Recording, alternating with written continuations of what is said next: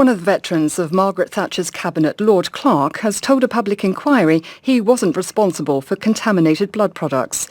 The Infected Blood Inquiry is examining how thousands of people contracted HIV and hepatitis in a scandal which has been described as the worst treatment disaster in the NHS. Kenneth Clarke, who was Health Minister between 1982 and 1985, said the controversy was something that hardly ever came across his desk.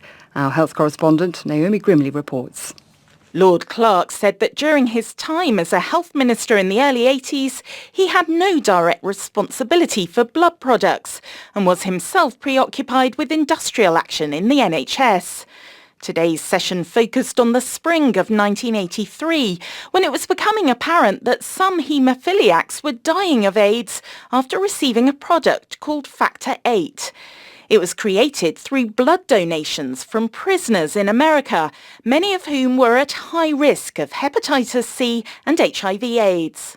The inquiry was shown a memo from an expert called Dr. Spence Galbraith, who worked at the Public Health Laboratory Service. In it, he warned an official at the Department of Health that Factor VIII should be withdrawn. Lord Clarke said he was surprised it had not been shown to ministers like himself. It is pretty startling stuff. Of course, we're sitting here with the benefit of hindsight. We happen to know that this opinion produced by somebody in 83 for the Public Health Laboratory Service, we can now say, was spot on. I mean, 110% on. This is the kind of thing, if only we'd all known that in early 1983, we'd have saved thousands of lives. Lord Clarke's evidence was listened to by some of the survivors and their relatives. They campaigned for years to bring about the inquiry, saying the risks of blood products were never explained and the scandal was covered up.